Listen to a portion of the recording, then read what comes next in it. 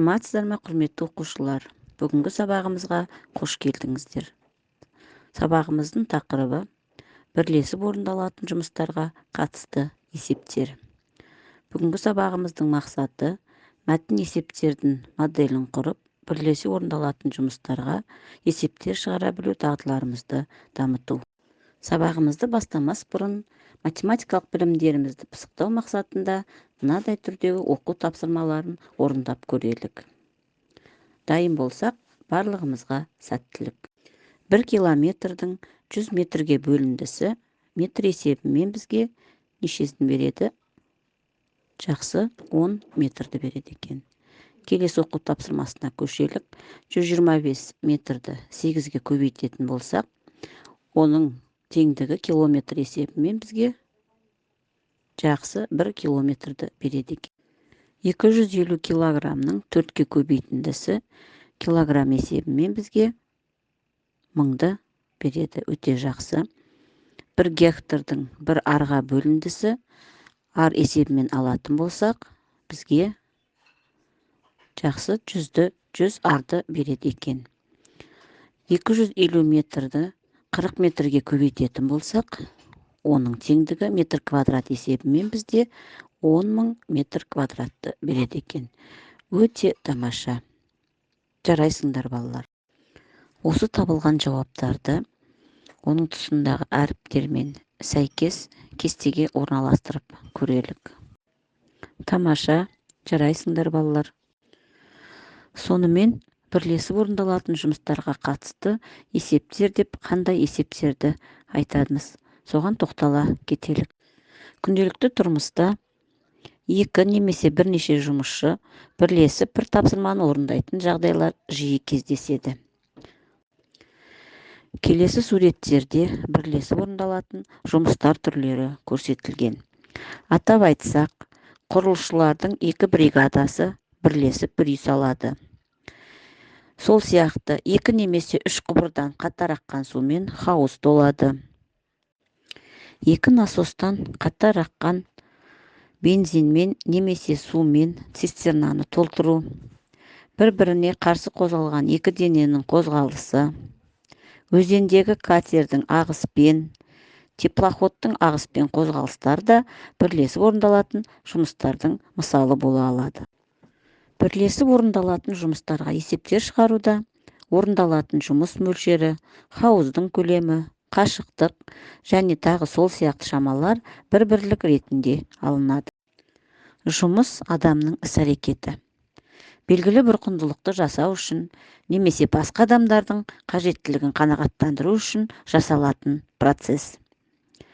Еңбек өнімділігі жұмыс көлемінің жұмыс уақытына қатынасын береді.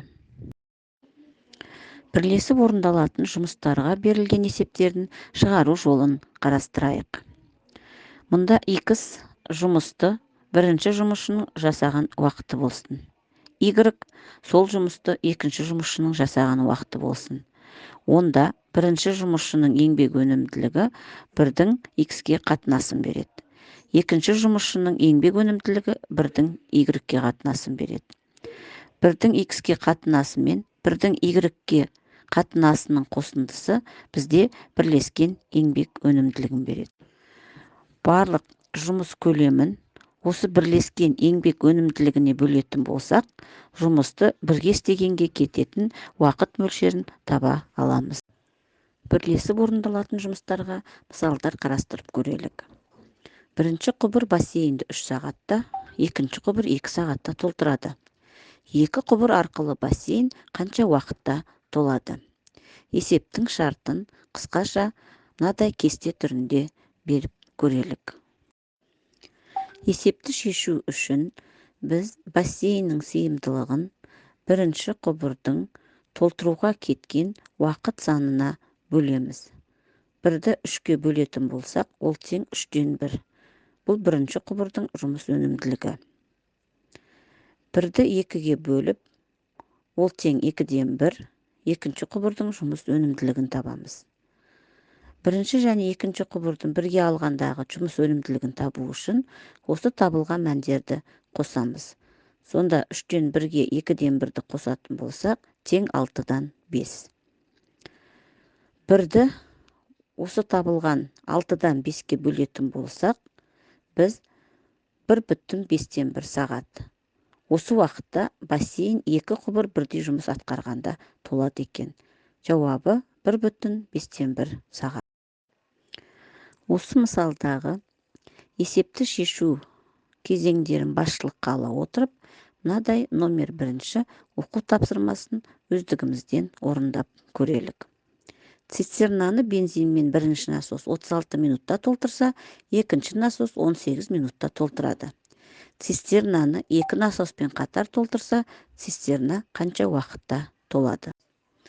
Бұл тапсырмада сіздерге, яғни қандай әрекеттер жасау керектігі көрсетіліп тұр.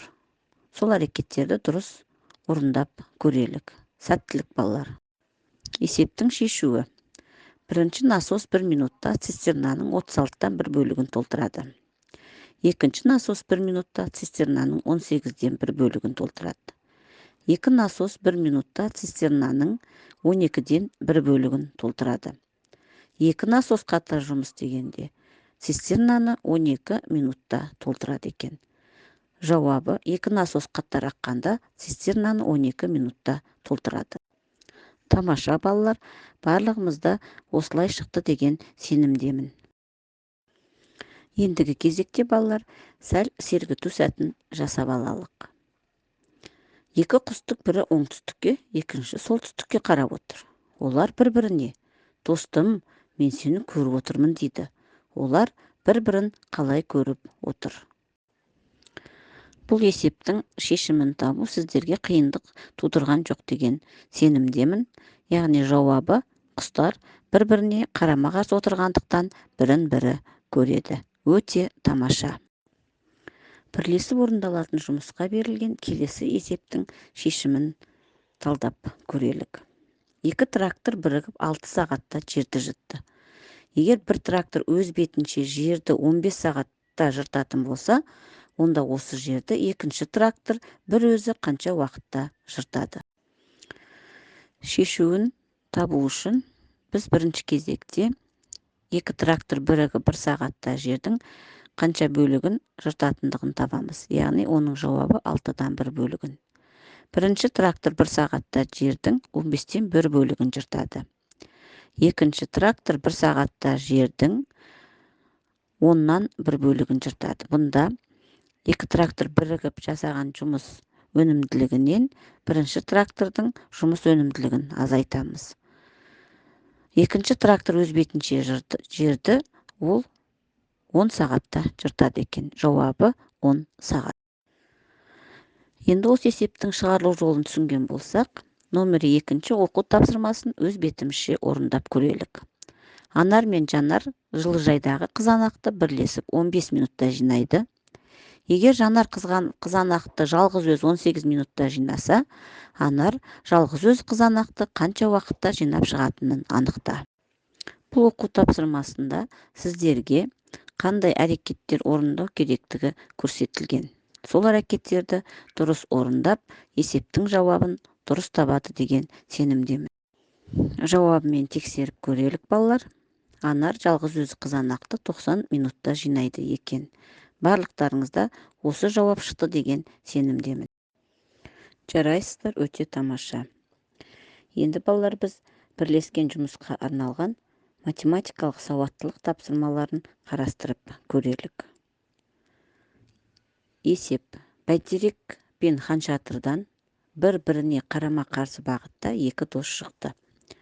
Біреуі осы аралықты 20 минутта, ал екіншісі 30 минутта жүріп өтті. Олар неше минуттан кейін кездеседі?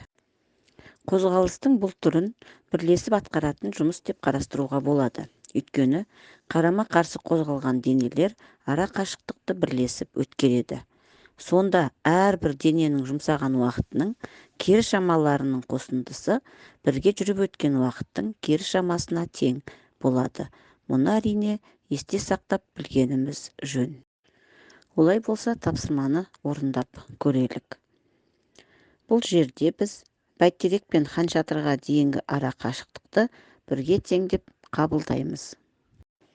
Бұл да бірлесіп орындалатын жұмысқа берілген есеп, жұмыс берілген аралықты жүріп өту.